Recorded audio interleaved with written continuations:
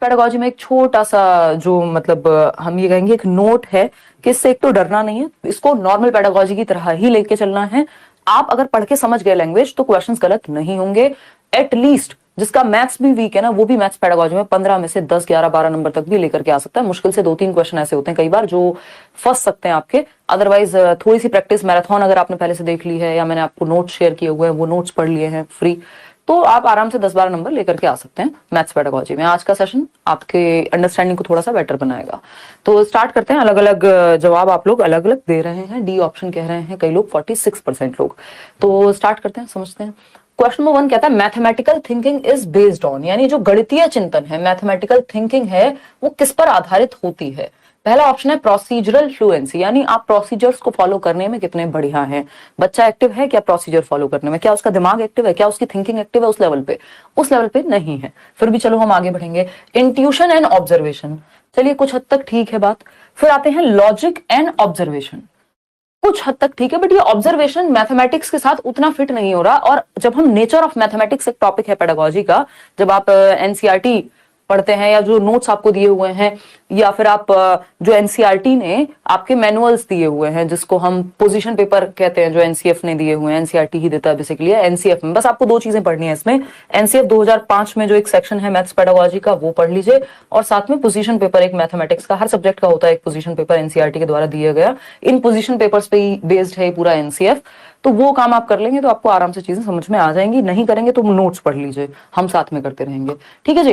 तो अगर हम बात करें तो हमें पता है नेचर ऑफ मैथमेटिक्स, यानी गणित की जो प्रकृति है, या आपने अपने डीएलएड बीएलएड की बुक्स में भी पहला चैप्टर होता है मैथ्स पेडागोजी में, जब आपकी क्लासेस चलती हैं, नेचर ऑफ मैथमेटिक्स, यानी गणित की प्रकृति क्या है ना। तो गणित की प्रकृति हमें पता है लॉजिकल है और रीजनिंग बेस्ड है, तार्किक होता है गणित। ये बात बच्चे को पता होनी चाहिए। तो सारे ऑप्शन से बेटर ऑप्शन क्या हो गया, लॉजिक एंड रीजनिंग बेस्ड होती है जो मैथमेटिकल थिंकिंग होती है, तर्कात्मक होती है और विवेचनात्मक होती है, जिसमें लॉजिक लगता है, कोई भी बात हवा में नहीं होती, मान नहीं लिया जाता, 2+2 4 ही होते हैं। तर्क है गणितीय चिंतन में, और लॉजिक है मतलब प्रॉपर तर्क एवं विवेचना पर आधारित होता है। किसी भी ऐसी चीज पर नहीं, इंट्यूशन पूरी तरह से नहीं, कुछ चीजों में, कुछ टॉपिक्स में गणित के इंट्यूशन लग जाएगा, लेकिन पूरा जो नेचर ऑफ मैथमेटिकल थिंकिंग है वो है लॉजिकल और रीजनेबल। तो D option is the right answer और बेस्ट ऑप्शन है बाकी के 3 ऑप्शन से। अगर आप ये कहें बाकी के 3 ऑप्शन चलो बहुत खराब नहीं है या कुछ हद तक हमें सही लग रहा है, लेकिन जो बेस्ट ऑप्शन है वो डी ऑप्शन है, और बेस्ट ऑप्शन ही हमें आंसर दिलाता है जिसमें बच्चे का जो दिमाग है वो सबसे ज्यादा एक्टिव हमें नजर आए। क्वेश्चन नंबर 2 देखिएगा एक बार। क्वेश्चन नंबर 2 क्या कहता है भाई, तो क्वेश्चन नंबर 2 क्या है, कॉमन सेंस से सॉल्व होने वाले सवाल है। वाइल टीचिंग मल्टीप्लिकेशन, यानी जब आप मल्टीप्लिकेशन टेबल पढ़ा रहे हैं बच्चे को, for 4 a teacher has used the multiplication table for 2 in the following वे। तो 4 की टेबल पढ़ाने से पहले 2 की टेबल के माध्यम से समझाने की कोशिश हो रही है, ठीक है ना। तो 4 times 2 is double of 2 times of 2। भाई 2 का पहाड़ा पहले से आता है बच्चे को, तो जब हम उसको समझाने की कोशिश कर रहे हैं तो हम बता रहे हैं कि जब 2 बार 2 आता है तो मतलब ये जो 4 है, 4 times 2 is double of 2 times 2। तो जो उसको आता है ऑलरेडी, उसके बेस पे हम नई नॉलेज बिल्ड करने की कोशिश कर रहे हैं, बात ठीक है। 4 times 3 is double of 2 times 3 and so on. अब 4 के पहाड़े से पहले 3 का पहाड़ा भी आता होगा, तो उसका भी उदाहरण हमने दे लिया कि भाई 4 टाइम्स जो 3 है ना, 4 times 3 यानी 12 of 2 is double of 2 times 3 and so on. तो इसी तरह से हम बेसिकली जो बच्चे को आता है उसके आधार पर उसको नई चीजें सिखाने की कोशिश कर रहे हैं। बात सही है या नहीं है, बिल्कुल सही है। अब क्या पूछा क्या है हमसे, इसको देख के डरना नहीं है, हाय रे ये तो गणित चल रहा है। आपको समझना है पूछा क्या है आपसे, पेडागोजी पूछेगा आपसे। The objective of the teacher is to, यानी शिक्षक का उद्देश्य क्या है। हर एक काम का टीचिंग लर्निंग प्रोसेस में उद्देश्य होता है, कुछ आउटकम सेट होते हैं कि भाई ये रिजल्ट आएगा निकल करके। तो पहले उद्देश्य समझना है कि उद्देश्य क्या है, आउटकम नहीं पूछा यहाँ पे। उद्देश्य क्या है इस बात का, शोइंग हिज और हर मैथमेटिकल कॉम्पिटेंसी, टीचर अपनी योग्यता को दर्शा रहे हैं। ये तो एकदम बेकार बात हो गई, क्योंकि टीचर का जो उद्देश्य है कक्षा में सिखाने का, वो अपनी योग्यता को कि कितना मुझे आता है ये मैं यहाँ पे प्रूव करने से कोई फायदा नहीं होगा। इस चक्कर में कई लोग अपनी ईगो में इतना ज्यादा या इधर उधर की चीजें पढ़ाने लगते हैं जिसका पेपर से कोई ताल्लुक नहीं होता, या फिर उस लेवल के लिए वो ठीक नहीं है, वो नीड नहीं है उस क्लास की। तो ये बात भी गलत हो गई। बी ऑप्शन है introduce the concept of double, यानी दुगने की अवधारणा का परिचय दे रहे हैं। पहाड़े की बात चल रही थी। Encourage the student to use mathematical tricks to learn the tables quickly, trick हो गई क्या ये, नहीं। Use patterns and relationships to develop new concepts using the previous knowledge of students. ये बात हमें पढ़ के ही समझ आ गई थी, मैंने बोल भी दी थी, मुझे पता भी नहीं था फोर्थ ऑप्शन में प्रीवियस नॉलेज लिखा होगा। हमें ये पढ़ के समझ आ गई थी कि बच्चे के पूर्व ज्ञान से जोड़ने की कोशिश हो रही है। जो बच्चे को 2 का पहाड़ आता है उसके बेसिस पे जोड़ करके एक पैटर्न पहचानने की हम कोशिश कर रहे हैं जो पहाड़ों में फॉलो होता है, यानी टेबल्स में फॉलो किया जाता है, एक पैटर्न है। तो हमने एक पैटर्न को रिलेशनशिप बिल्ड किया उस पैटर्न का नए कॉन्सेप्ट के साथ जो बच्चे को ऑलरेडी आता था, जो पूर्व ज्ञान है। पूर्व ज्ञान को मैं क्या कहती हूँ, नींव है आपकी। जब आप घर बनाते हैं नींव पहले भरी जाती है ना, तो आज जब जो नींव है उसके ऊपर इमारत बनती है, बिल्डिंग जो बनेगी वो नींव के ऊपर बनेगी। ठीक, तो ये नींव है एक तरह से जिसका इस्तेमाल नए कॉन्सेप्ट को सिखाने में किया जा रहा है। नए कॉन्सेप्ट को कैसे सिखा रहे हैं, ये जो पैटर्न है कि 4 times 2 is double of 2 times of 2, तो ये पैटर्न हम सिखा रहे हैं और रिलेशनशिप जोड़ पा रहे हैं। ठीक है जी, उदय सर की क्लास होपफुली कल या परसों में एक बार मैं उनको पूछ के बताती हूँ। आज उनको लगवाना था सेशन, बट मैं आज फोन ऑफ करके आराम से सो चुकी थी क्योंकि आज बैच में क्लास होती नहीं है और कल मुझे पता नहीं था इस बारे में। क्वेश्चन नंबर 3 देखिए, a student has the concept of fraction, he she can easily understand the concept of rational number by linking it with fraction according to Piaget। Piaget हर जगह आते हुए मिलेंगे आपको, क्यों? क्योंकि Piaget ने दिमाग कैसे डेवलप होता है इसके बारे में स्टेजेस दिए हैं, है ना। तो वो तर्क कब आता है आपको पता है, कॉन्क्रीट ऑपरेशनल में 7 से 11 वर्ष में, ठीक है ना। तब हम रेशो प्रोपोर्शन सिखाने की बात करते हैं, ठीक है बात। तो एक बार जवाब देने की कोशिश कीजिए, फिर हम आगे बढ़ेंगे। रिंकी गुप्ता, ठीक है, ऐसे अलग अलग सब्जेक्ट करते रहेंगे, टेंशन ना लो, पेपर निकलेगा मस्त तरीके से। तो एक छात्र के पास भिन्न की अवधारणा है। फ्रैक्शन समझते हो? समझते हो फ्रैक्शन? नहीं समझते हो मत समझो, क्योंकि ज्यादा नहीं समझना, जो पढ़ लिया उसी का इस्तेमाल करना है, वो उदय सर समझाएंगे। तो एक छात्र के पास भिन्न की अवधारणा है, वह परिमेय संख्या की अवधारणा को भिन्न से जोड़कर आसानी से समझ सकता है क्योंकि उसको फ्रैक्शन का कॉन्सेप्ट आता है। अब वो रैशनल नंबर के कॉन्सेप्ट को रिलेट करके, क्योंकि जुड़े हुए हैं आपस में, कनेक्शन बिल्ड हो जाएगा, वो क्या करेगा, सीख लेगा। क्या है प्याजे के कॉन्सेप्ट में अगर हम समझें तो ये कौन सी प्रोसेस है जो इसके लिए रिस्पॉन्सिबल है कि जो हमें आता है उससे कनेक्ट करके हम कुछ और सीख जाएं। यानी ब्रेन में कुछ तो एसिमिलेटेड है, कुछ तो भरा हुआ है, कुछ तो जुड़ा हुआ है हमारे स्कीमा में। बात सही है। स्कैफोल्डिंग, यहाँ कोई हेल्प की बात तो हुई नहीं है, बच्चा कहीं अटक रहा हो, ना वाइगॉस्की की बात हुई है, ना ब्रूनर की बात हुई है जिन्होंने ये दिया था।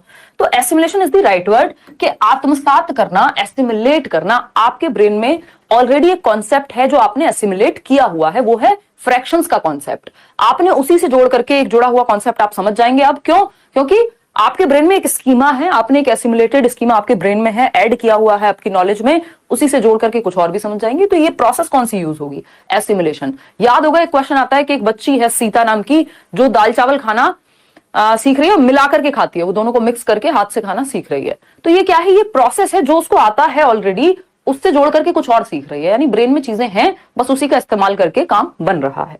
तो ये डीकॉम्पोजिशन, डिसेंट्रेशन का यहाँ कोई पॉइंट नहीं है, क्योंकि पर्सपेक्टिव चेंज नहीं करना, उसको डिसेंटर नहीं करना, अलग अलग यूज नहीं देखने किसी चीज के, उससे जोड़ के कुछ सीखना है। तो assimilation is the right answer over here. आगे बढ़ेंगे क्वेश्चन नंबर 4। क्वेश्चन नंबर 4 देखिएगा। क्वेश्चन नंबर 4 है आपका, अगर आप 10 सेट बैठ करके 5 सेट मैं सॉल्व करा दूं, या जितना भी हो पाएगा उतना करने की कोशिश करेंगे, 5 आप खुद से, 10 आप खुद से बैठ करके सिर्फ प्रीवियस ईयर के सेट सॉल्व कर लेते हैं, ये 15-15 नंबर के, 10 नंबर से 1 नंबर कम आएगा नहीं। और वो जो फ्री नोट्स दिए हुए हैं डिस्क्रिप्शन बॉक्स में उनको पढ़ लेना, है ना। ऊपर ही रहोगे, फिर आप 15 के आसपास ही जाओगे। बल्कि a grade 4 student is enable to do multiplication, एक चौथी कक्षा का बच्चा है जो मल्टीप्लीकेशन नहीं कर पा रहा है, जबकि हम FLN में फ्लुएंसी और जो आपका फाउंडेशनल लिटरेसी एंड न्यूमरेसी की बात है, जो हम कह रहे हैं कि बच्चे को तीसरी कक्षा तक आ जानी चाहिए कि बेसिक जोड़ घटा गुणा भाग वो सीख जाए, पढ़ना लिखना वो सीख जाए। ये आपका नेशनल एजुकेशन पॉलिसी कहती है ना। और कक्षा 3 तक, यानी लगभग 8-9 साल की उम्र तक, 9 साल की उम्र से पहले पहले बच्चे को ये आना चाहिए। लेकिन एक बच्चा है जो चौथी क्लास में आने के बावजूद आपका मल्टीप्लीकेशन उसको नहीं आता, involving 2 digit numbers, 2 digit number का। भाई 2 डिजिट में मुश्किल होती है ना, हो सकता है 1 डिजिट का उसको आता होगा।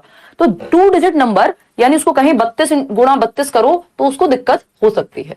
ठीक, which of the following can be best adopted by the teacher to help the child learn multiplication of 2 digit numbers. अब टीचर को कौन सी युक्ति का इस्तेमाल करना चाहिए कि वो 2 डिजिट, 2 संख्याओं का गुणा करना उसको सिखा पाए बच्चे को। तो पहला ऑप्शन है he she should make the student memorise multiplication. अब आपने पेडागोजी इतनी पढ़ ली है, CDP इतनी पढ़ ली है, आपको पता है कि याद कराना, रट्टे लगवाना, ये सब कोई बहुत एक्टिव रखने का तरीका बच्चे को नहीं है। उसे विद्यार्थियों को पहले गुणन सारणी पहाड़े याद करवाने चाहिए, होता है ऐसा, लेकिन अब यहाँ 2 डिजिट की बात हो रही है, तो 2 डिजिट में ऐसा नहीं है कि पहाड़े उसको आते ही नहीं होंगे, है ना भाई। अगर सिंगल डिजिट भी आती होगी तो कुछ पहाड़े आते भी होंगे। तो मुद्दा यहाँ पे याद करवाना नहीं होता कभी भी, सिंपल फंडा ये है।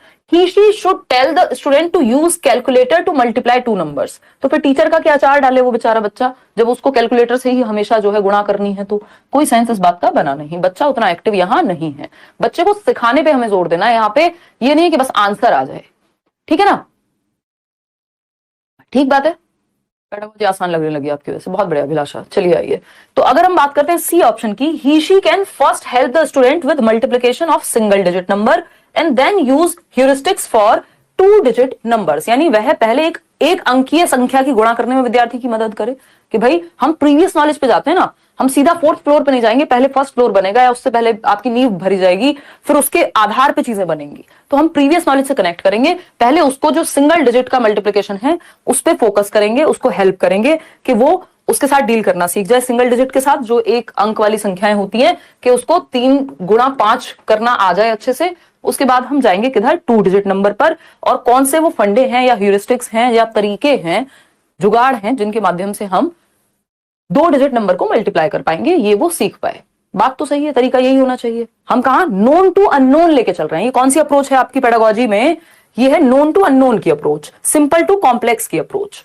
क्या है ये, नोन टू अननोन, शिक्षण का सूत्र है ये, ज्ञात से अज्ञात की ओर। जो बच्चे को आता है, क्या आता है, प्रीवियस नॉलेज, जो उसका पूर्व ज्ञान है, तो ज्ञात से अज्ञात की ओर ले जाते हैं हम, सिंपल टू कॉम्प्लेक्स ले जाते हैं, सरल से जटिल की ओर। ऐसा नहीं होता डायरेक्ट पहले जटिल की ओर जाएं।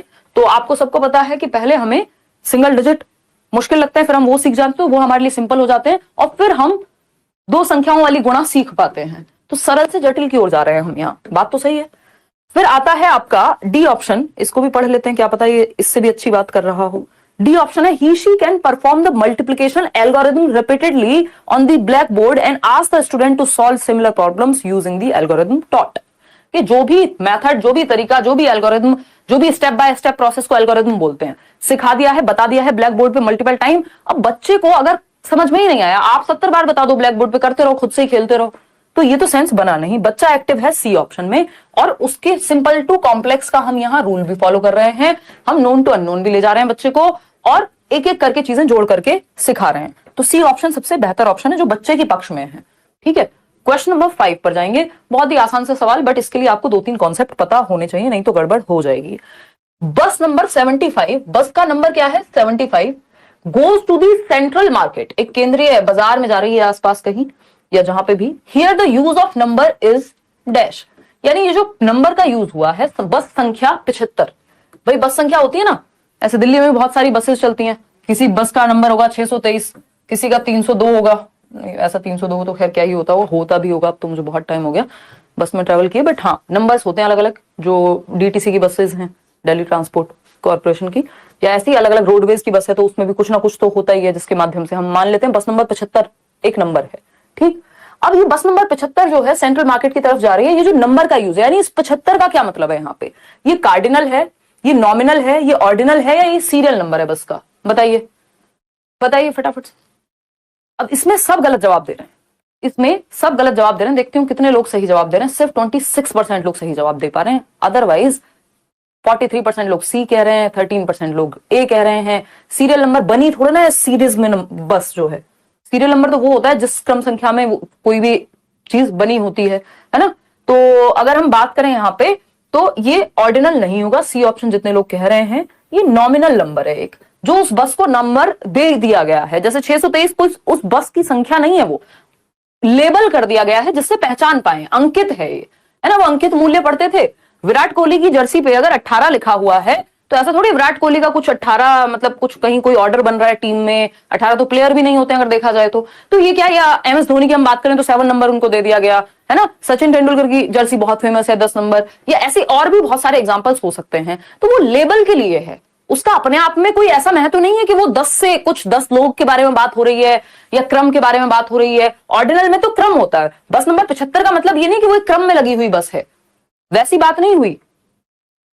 हो सकता है वो आगे खड़ी हो, पीछे खड़ी हो, ये जस्ट एक लेबलिंग नंबर दिया गया है, तो ये क्या हुआ, अंकित नंबर हुआ या अंकित संख्या हुई, नॉमिनल नंबर। अगर हम कार्डिनल की बात करते हैं तो कार्डिनल बताता है कि कोई चीज कितनी है, कि 12 लोग। अब ये 12 लोग, जो 12 नंबर है वो कार्डिनल हो गया यहां पे, तो टोटल कितनी संख्या है किसी चीज की, 12।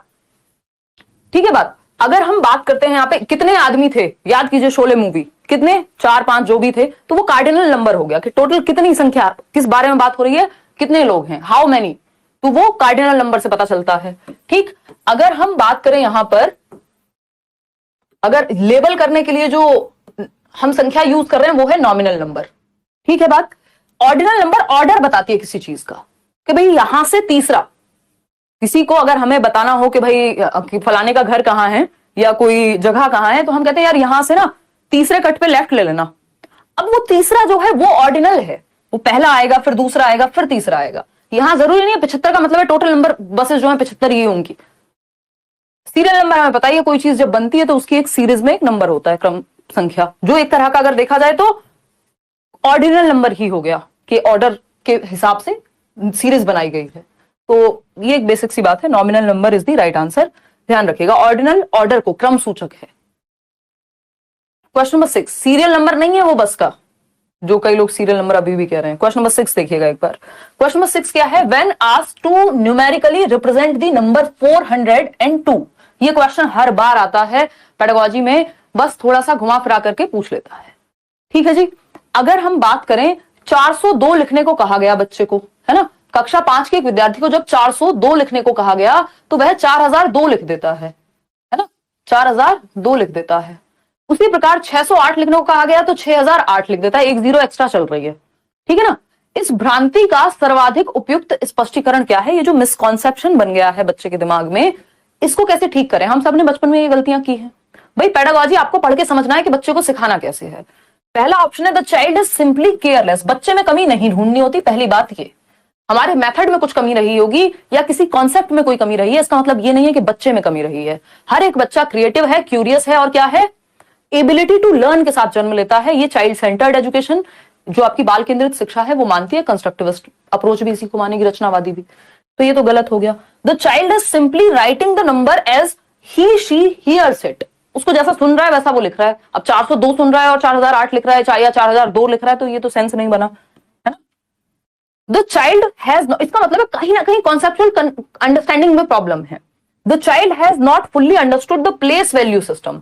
हमेशा ये क्वेश्चन घुमा फिरा के आपको देखने को मिलता है कि क्या गड़बड़ है भाई, प्लेस वैल्यू नहीं समझ पा रहा है बच्चा, कि इकाई धाई जो आपका जो 1 10 100 1000 जिसको हम बोलते हैं, इकाई धाई सैकड़ा, 1000 10,000, वो वाला कॉन्सेप्ट जो प्लेस वैल्यू का कॉन्सेप्ट है वो नहीं समझ पा रहा बच्चा। तो हम ये कहेंगे साधारणतः बच्चा वही लिखता है, वो तो गलत बात हो गई। बच्चे को स्थानीय मान प्रणाली की पूर्ण समझ नहीं है, अभी वो क्लियर नहीं हो पा रहा इस कॉन्सेप्ट को लेकर के, जो प्लेस वैल्यू का कॉन्सेप्ट है, कि प्लेस वैल्यू से सारी कहानी बदल जाएगी। जो चीज 402 थी, एक जीरो एक्स्ट्रा लगते ही वो 4002 बन गई। तो ये प्लेस वैल्यू के कॉन्सेप्ट में बच्चों को दिक्कत है, इसलिए मिसकॉन्सेप्शन हो रहा है। फिर भी डी ऑप्शन चेक करेंगे।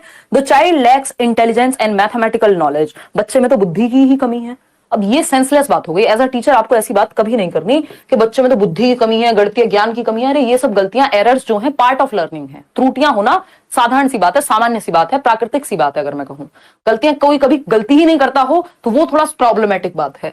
तो यहां स्थानीय मान की समझ में उसको कंफ्यूजन है, कॉन्सेप्ट अभी क्लियर नहीं है। C option is the right answer. Question number 7 देखिएगा एक बार, ये क्या पूछता है।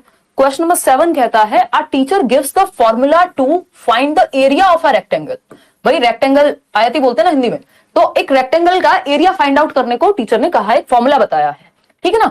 Ask the children to find the area of different rectangular cutouts the teacher is using.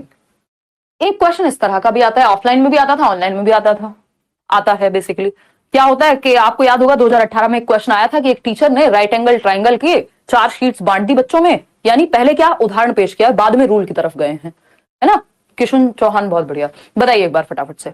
तो हम यहाँ पे क्या हुआ है, पहले एक टीचर ने फॉर्मूला दे दिया सीधा सीधा, हमारे लिए इजी हो गया, है ना। a+b का होल स्क्वायर, या रेक्टेंगल की बात कर रहे हैं l×b बता दिया, या वॉटेवर जो भी एरिया के बारे में, कुछ भी हो सकता था। लेकिन मुद्दा क्या है यहाँ पे, गणित नहीं सीख पूछा आपसे पूछा क्षेत्रफल का फॉर्मूला पहले बता दिया, और अब बच्चों को बाद में उसको अप्लाई करके अलग अलग रेक्टेंगुलर शेप्स का एरिया निकालने को कहा गया है।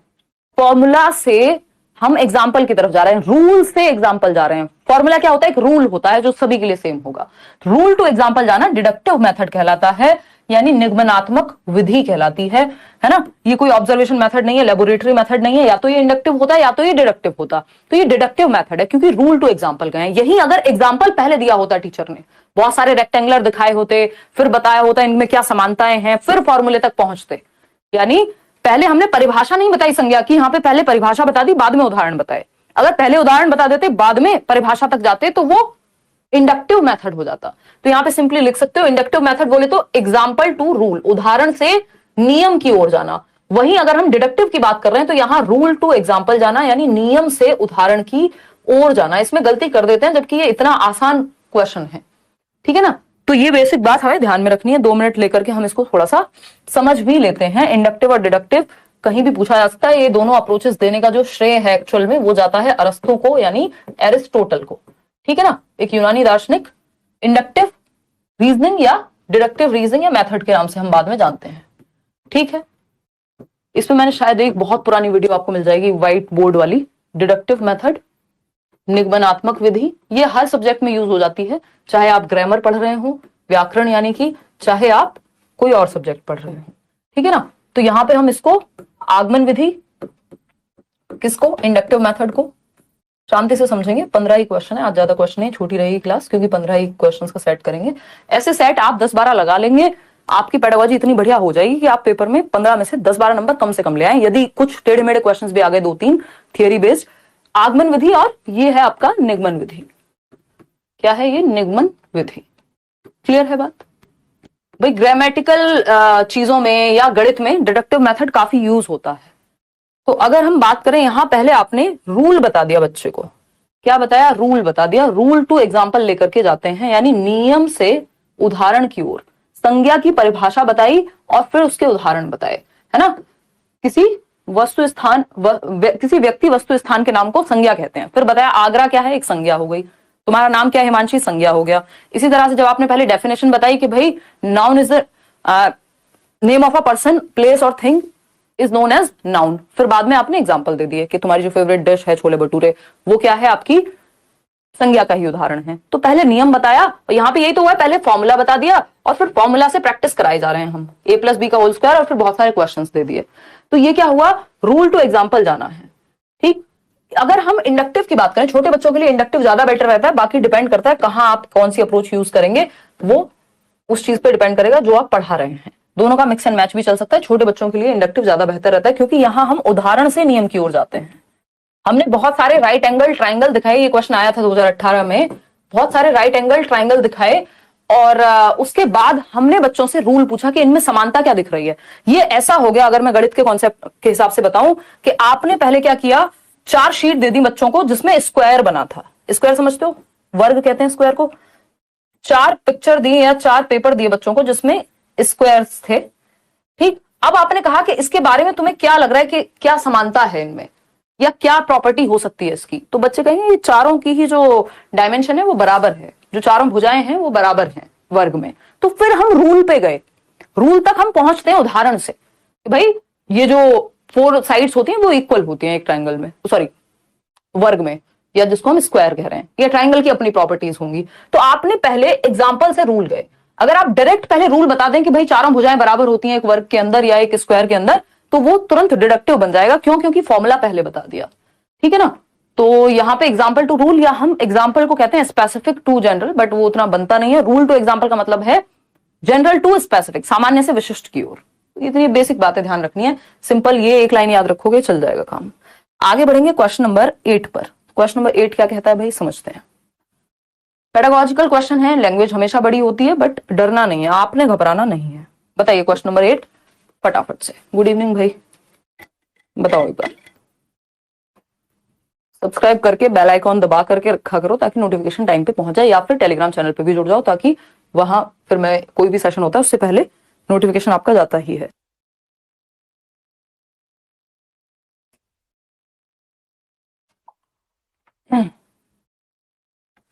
Hello friends, this is Himanshi, welcome to let's learn. Tarun कह रहे हैं, अच्छा ठीक है तरुण। कुछ लोग रोज इतने एसएमएस वाला पेपर तो नहीं नहीं नहीं, वो नहीं दे पाएंगे भाई गोपाल सर। सभी लाइक कर दो सेशन को। अरुणा देखो कितनी प्यारी बात कर रही है, जवाब दे दिया आपने पोल में अरुणा? बताइए 53% लोग। चलिए देखते हैं, ए कह रहे हैं 53% लोग। जेनेट अपनी कक्षा में बहुभुज के कई उदाहरण देती है, यानी Janet uses many examples and non examples. Non examples पता है ना, जो उस चीज के अराउंड होते हैं या इनडायरेक्टली उस चीज को क्लियर करने में मदद करते हैं हमारी। कि जब आपने समझाया कि ट्राइंगल क्या होता है तो आपने एक एग्जांपल दे दिया किसका, स्क्वायर का, कि देखो स्क्वायर ट्राइंगल नहीं होता, तो ये नॉन एग्जांपल हो गया। ठीक है ना। तो जब आप एग्जांपल और नॉन एग्जांपल दे रहे हैं किसका, पॉलीगॉन्स का, यानी बहुभुज का। In her class, she uses mathematical vocabulary and engages the students in discussions. यानी बच्चे एक्टिव हैं क्योंकि चर्चा में इन्वॉल्व कर रही हैं teacher. She has the knowledge of errors, यानी बच्चे गलतियां करते हैं ये टीचर को पता है।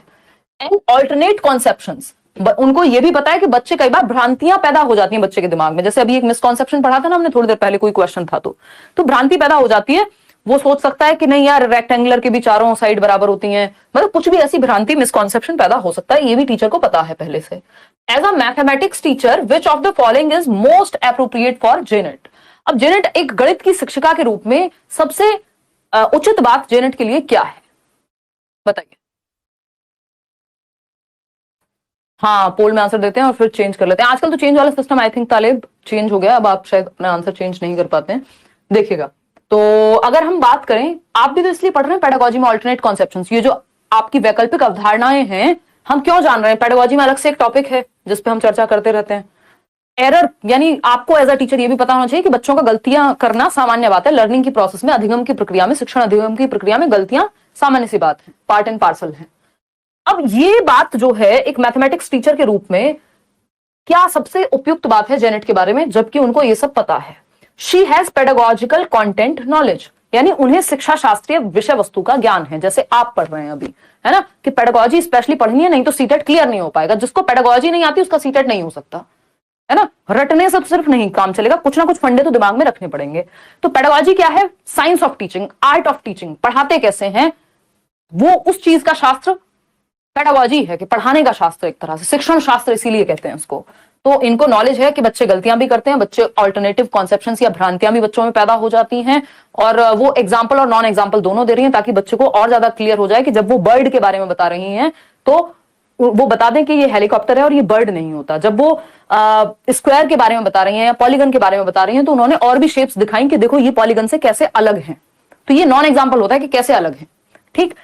She has only subject matter knowledge. भैया ये एरर का कॉन्सेप्ट, ऑल्टरनेटिव कॉन्सेप्ट या एग्जांपल्स और नॉन एग्जांपल्स यूज करना, ये पेडागोजिकल कॉन्सेप्ट है। ये सिर्फ गणित में नहीं, हर सब्जेक्ट में लागू होते हैं, हर सब्जेक्ट को पढ़ाने में लागू होते हैं। तो ऐसा नहीं सब्जेक्ट मैटर की ही नॉलेज है। She has understanding of mathematical errors. यहां पे लिखा है कि मैथमेटिकल एरर, ये तो इन जनरल बच्चे हर सब्जेक्ट में गलतियां कर सकते हैं, भ्रांतियां हर सब्जेक्ट में पैदा हो सकती है, कंफ्यूजन हर सब्जेक्ट में पैदा हो सकती है, एग्जाम्पल्स हर सब्जेक्ट में दिए जाते हैं। डी ऑप्शन है, शी हैज करिकुलर नॉलेज। तो ऐसा थोड़ी सिर्फ पाठ्यक्रम की ही वो बात कर रही है कि जो पाठ्यक्रम में वही पढ़ा पाएंगी। इस अप्रोच से जिसको पढ़ाने का ज्ञान है वो कुछ भी पढ़ा सकता है, पढ़ाने का तरीका अगर किसी को आता है तो ये बात तो सही है। तो A option is the right answer. उसे शिक्षा शास्त्रीय विषय वस्तु का ज्ञान है, यानी टीचर जो है जेनेट को she has pedagogical content knowledge, पढ़ाने के फंडे पता है, साइंस ऑफ टीचिंग पता है। तो अच्छी पेडागोजिकल स्किल है टीचर की। A option is the right answer. Question number 9 देखिए एक बार फटाफट से। क्वेश्चन नंबर 9 कहता है इन अ कंस्ट्रक्टिविस्ट क्लासरूम, एक रचनावादी कक्ष। याद कीजिए आपका एनसीएफ भी रचनावाद को फॉलो करता है, आपकी नेशनल एजुकेशन पॉलिसी भी। यानी रचनावाद क्या कहता है, प्याजे, वाइगोस्की, ब्रूनर, ये सब रचनावादी हैं जो कहते हैं बच्चे को एक्टिव रखो, मीनिंगफुल लर्निंग होनी चाहिए, अर्थ निर्माण होना चाहिए। ठीक है ना, ठीक है। हाँ सही है शिवानी शर्मा, बिल्कुल। देखिए जवाब दीजिए, 72%, 71% लोग ए दे रहे हैं जवाब। चलिए देखते हैं। तो एक कंस्ट्रक्टिविस्ट क्लासरूम में जहां नॉलेज को कंस्ट्रक्ट किया जाएगा, बच्चे को एक्टिव रखा जाएगा। अब mathematics teacher can improve the teaching and learning process by, एक संरचनावादी कक्ष में गणित का एक शिक्षक शिक्षण एवं अधिगम प्रक्रिया में सुधार कैसे कर सकता है, बच्चों को और ज्यादा एक्टिव रख के। रिफ्लेक्टिंग ऑन क्लासरूम प्रैक्टिसेस, यानी कक्षाई प्रक्रियाओं पर मनन करके कि आज मैंने क्या पढ़ाया, क्या सही हुआ, कहां बच्चों को कंफ्यूजन हुई, अगली बार कौन सा बेहतर उदाहरण दिया जा सकता है, एग्जाम्पल कौन सा और बेटर यूज किया जा सकता है, बच्चों को ज्यादा एक्टिव कैसे रखा जा सकता है। इस चीज पे मेटाकॉग्निटिव, परासंज्ञानात्मक क्षमताएं वो यूज कर रही हैं मेटाकॉग्निटिव एबिलिटीज यूज कर रही हैं, रिव्यू कर रही हैं, प्लान कर रही हैं, रिफ्लेक्ट कर रही हैं, मेरी टीचिंग लर्निंग में क्या चेंज आना चाहिए और बेहतर कैसे बनाऊं। हर दिन का एक प्लानिंग होती है टीचर की। तो ये बात एकदम सही है कि यहाँ पे रचनात्मकतावाद फॉलो हो रहा है, क्योंकि बच्चे को सेंटर में रखा जा रहा है। Giving more questions for practice, सिर्फ अभ्यास के लिए ज्यादा प्रश्न दे देना, अब ये तो रिफ्लेक्ट करके पता चलेगा ना कि कमी कहां है या बेहतरी की जरूरत कहां है, इंप्रूवमेंट की जरूरत कहां है। अब सीधा बस प्रैक्टिस, हर चीज का इलाज प्रैक्टिस, ऐसा नहीं होता। सर का दर्द है तब भी डॉक्टर पेट दर्द की दवाई दे, हार्ट अटैक आया किसी को तो उसमें भी पेट दर्द की दवाई दी जा रही है, तो वैसी बात हो गई। हर चीज के लिए प्रैक्टिस करा दो बस। Focusing only on summative assessment, summative assessment ऐसे ये होता है जजमेंट के लिए, अंत में होगा। और टीचिंग लर्निंग प्रोसेस के एंड में जो आप सबमिटिव हाफ ईयरली या ईयरली एग्जाम देते हैं और सीधा आपको पता चल जाएगा इतने परसेंट आपने अचीव किया है। जबकि फॉर्मेटिव असेसमेंट ज्यादा बेटर है, उसमें फीडबैक मिलता है और वो during the process of teaching learning होता है। मतलब जैसे अभी आप साथ में पोल भी दे रहे हैं, मैं साथ में डिस्कशन भी कर रही हूँ, तो टीचिंग लर्निंग प्रोसेस के बीच में चल रही है ये चीज या साथ में चल रही है, इसको फॉर्मेटिव असेसमेंट कहेंगे, रचनात्मक आकलन। जबकि आप पेपर फाइनल देकर के आएंगे, वहां पे एक बार में ही कहानी खत्म है, समेटिव असेसमेंट है वो। तो समेटिव असेसमेंट कोई सही तरीका नहीं है, रचनावादी कक्षा कक्ष ये नहीं मानता कि लास्ट में बस नंबर में डिवाइड कर दो। Identifying bright students and preparing them for competitive examinations, रचनावाद ये नहीं कहता कि कुछ बच्चों को तो निकाल लो और उनको कॉम्पिटिटिव एग्जाम के लिए प्रिपेयर कराओ क्योंकि वो ब्राइट हैं और बाकी बच्चों को छोड़ दो। रचनावाद तो बच्चे की क्या है, शुड फोकस ऑन, यानी जो आपका एनसीएफ है उसके अनुसार प्राथमिक स्तर पर गणित में शिक्षण और अधिगम विधियां केंद्रित होनी चाहिए। यानी किस तरह के या किन तरह के मेथड्स को हम यूज करें प्राइमरी लेवल पर एनसीएफ के according. Child centred methods, constructivism पे बेस्ड है आपका पूरा जो एनसीएफ है, यानी बच्चे को एक्टिव रखो। टीचर क्या है, सुविधादाता है, फैसिलिटेटर, एक माली की तरह, एक गार्डनर की तरह है जो ध्यान रखता है, ठीक, थोपता नहीं है चीजें। तो जहां बच्चा एक्टिव होगा हम समझ जाएंगे।